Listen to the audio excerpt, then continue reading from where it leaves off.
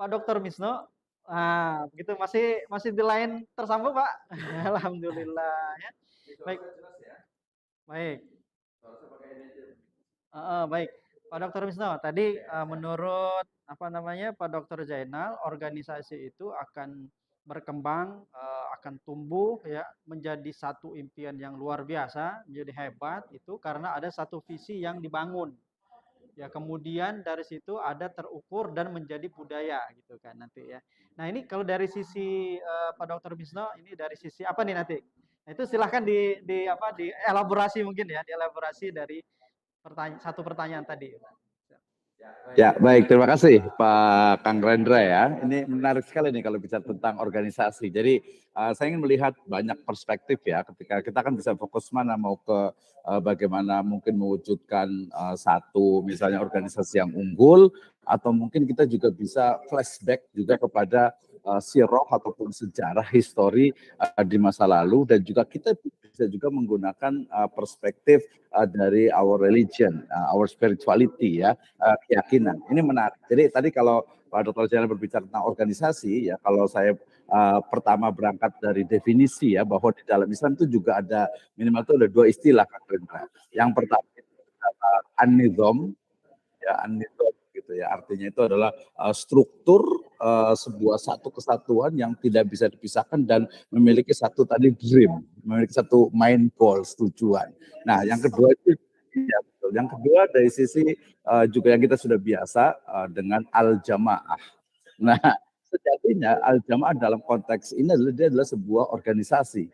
Ada struktur di sana, ada tupoksi, ada tugas dan tanggung jawab. Nah, ini menarik Kang Reda ketika kita bicara tentang misalnya tadi organisasi ya, seperti sebenarnya tadi kita bicara tentang sejarah ya, sejarah misalnya bahwa ketika kita sebagai seorang muslim tentu saja baik secara personal maupun secara jamaah itu kita sudah memiliki yang disebut dengan super big dream. Iya, karena kalau dari salah satu tokoh Jack Ma, dia kan mengatakan bahwasanya Anda tidak cukup ketika hanya memiliki sebuah dream, sebuah mimpi, tetapi Anda harus memiliki super big dream. Jadi itu yang sangat tanggung-tanggung gitu ya. Jadi misalnya State Survival itu visinya ya global gitu kan ya. Jadi internasional. Jadi because the world is flat gitu ya. Jadi tadi kalau bicara tentang organisasi gitu berarti kan bicara tentang nizam dan juga al-jamaah. Itu juga sama juga ya. Kita itu menjadi sebuah budaya, menjadi sebuah tradisi, tapi sayangnya itu kita kadang suka lupa ya bagaimana kita tuh dalam 5 hari kan ya, 5 kali sehari diajak untuk yang disebut dengan hayya alal falah. Nah, kenapa? Nanti super big dream-nya sebuah jamaah itu adalah al falah di dunia wal akhir.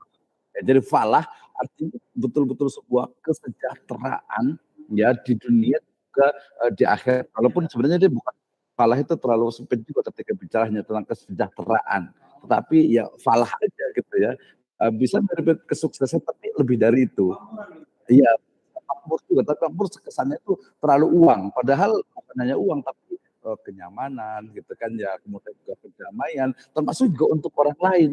Nah, bukan juga untuk sendiri gitu ya. Kalau sendiri nyaman, orang lain susah, nggak bisa juga. Nah, saya mungkin pertama saya ambil juga sajadah nih ayat ketiga dan keempat. Nah, menarik di sini terutama nanti sebenarnya di ayat yang ke berapa yang keempatnya Allah Subhanahu wa taala berfirman, a'udzubillahi minasyaitonirrajim, yudabbirul amru minas sama'i ilal ard summa ya'ruju ilaihi fi yaumin kana miqdaruhu alfasanati mimma ta'udun. Ya, ini adalah proses penciptaan langit dan bumi yang di sana pasti akan how to organize. Bagaimana Allah Subhanahu wa taala itu organize, mengorganisir lah gitu ya, memanage bisa juga itu bagaimana ya. Ini adalah sebuah kalau menurut saya super organization gitu ya. The sub organization itu saya sangat luar itu. Nah dari sini sebenarnya tentang bagaimana sebenarnya nanti berkomunikasi, bermuamalah dengan masyarakat secara umum itu adalah apa? Adalah rahmat bagi seluruh alam. Nah, berarti bagaimana karakter rahmat ini kita bisa lihat dari karakter itu ada 3 kalau saya lihat itu. Ya, betul, betul. Ini masuk dalam karakter dalam berorganisasi. Sebenarnya nyambung juga nih dengan OSI. Kita bisa sambungkan Pak Dr. Zainal ya.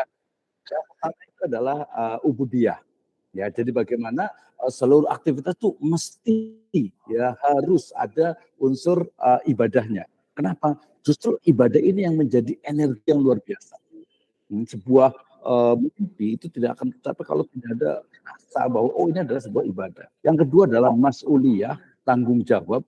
Ya, bagaimana mestinya kita setiap anggota dari organisasi itu memiliki mas'uliyah ya di dunia wal akhirah gitu ya. Jadi ingat bagaimana sebuah fakta gitu ya, sebuah kegiatan organisasi itu ya harus tadi adanya unsur mas'uliyah, dan yang terakhir tadi nyambung juga dengan istilah lain dari SMART gitu ya. Kalau tadi ada singkatan, ini adalah innallaha sumya Allah subhanahu wa ta'ala yuhibbu, mencintai idza amala amilun ya, amal seseorang yang menjadi dasar bagi bagaimana sebenarnya prinsip dari sebuah organisasi in Islamic perspective. Nah, itu dulu. Dulu nih, Lagi. tahan dulu. Ya.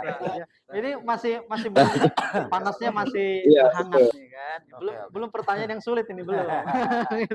Baik, sobat Pusmes, Sipa yang dirahmati Allah SWT, silahkan